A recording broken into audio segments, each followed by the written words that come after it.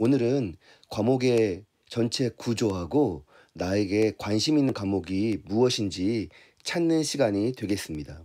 그러면 세종시 교육청 홈페이지에 올려져 있는 과목 전공 안내서를 다운받아서 보시면 되겠습니다. 지금 자료가 바로 교육청에 탑재된 자료입니다. 다운받아서 한번 보시면 좋을 것 같고요. 강론 첫 번째에서 이미 말씀드렸던 과목에 대한 전체적인 활용 계획에 대해서는 활용법 동영상 1.0에 자세히 안내되어 있습니다. 그 앞부분에 이렇게 목차가 나와 있고요. 7쪽을 보면 7쪽을 보면 과목에 교육과정 편제가 나와 있습니다. 이 부분부터 다시 한번 설명하면서 제시토록 하겠습니다. 자, 2015 개정교육과정 고등학교 각 교육과정은요. 교과입니다. 교과와 창의적 체험활동으로 구성되어 있습니다. 자, 교과는 다시 보통교과와 전문교과, 보통교과는 공통과목, 선택과목으로 나눠져 있고 다시 이 선택과목은 일반 선택과 진로 선택으로 나눠져 있습니다.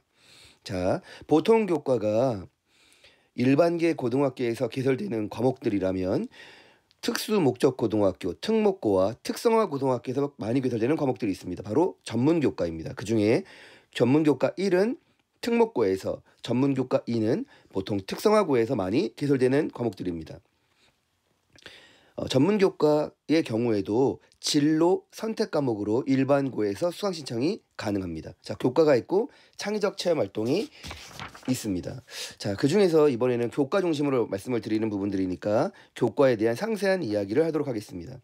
자, 전체적으로 교과는 교과 영역이 크게 기초, 탐구, 체육예술, 생활교양으로 나누어져 있고 이것을 다시 교과군으로 묶어보면 기초교과는 국어, 수학, 영어, 한국사, 탐구교과는 사회과학, 체육예술은 체육예술, 생활교양은 기술점 가정, 제2외국어, 한문, 교양이 되겠습니다. 자, 교과군입니다.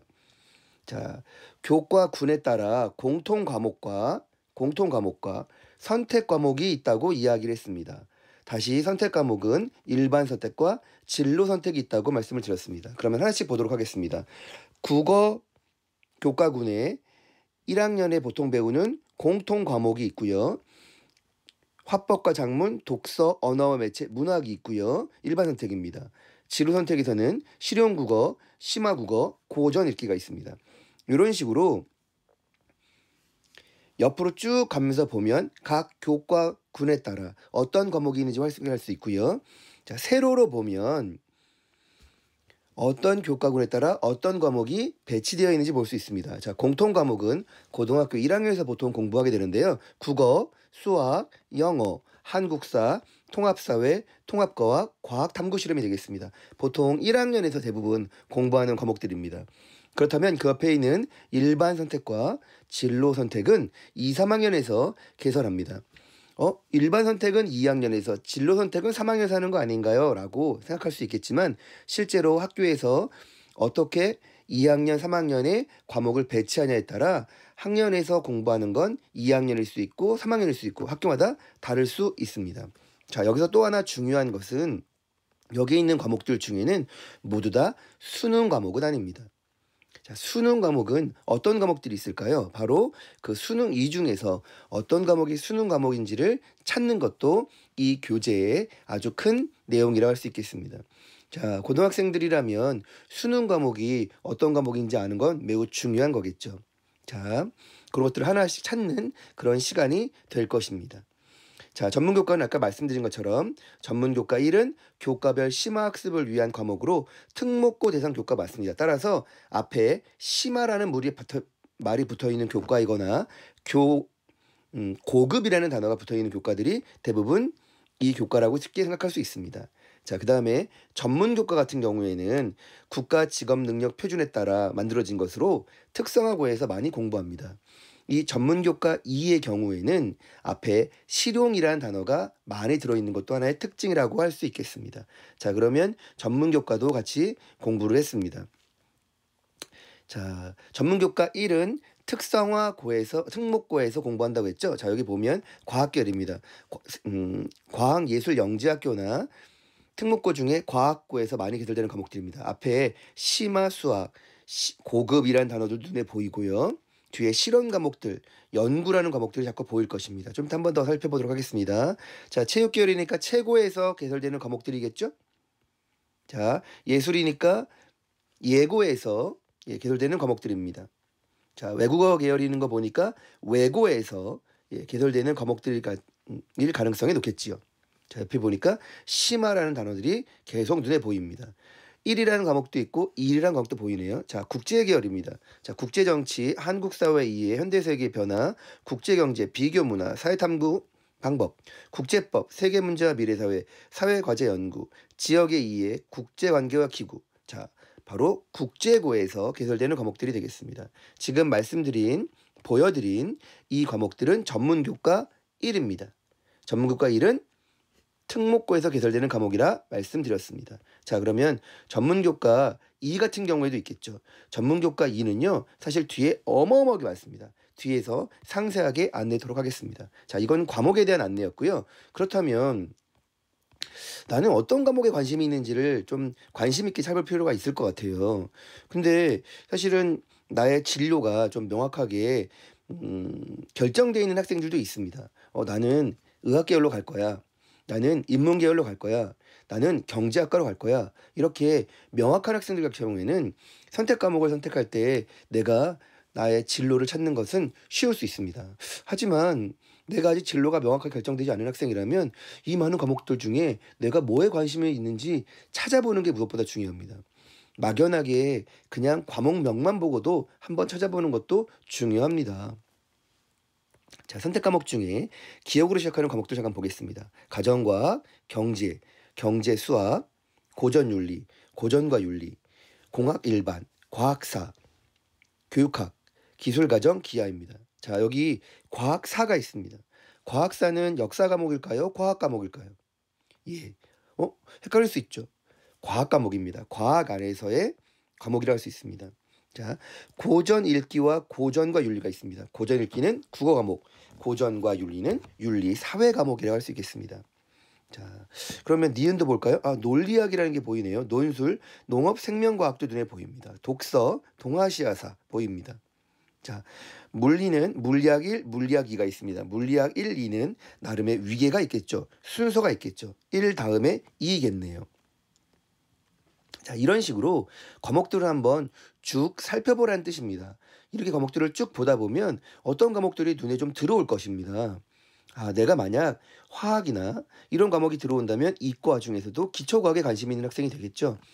내가 철학이라는 과목이 자꾸 눈에 들어옵니다. 교양 과목 중에. 내가 창의 경영이라는 과목들이 눈에 들어옵니다. 이렇다면 내 진로가 조금 더 사회과학 쪽에 가깝겠네요.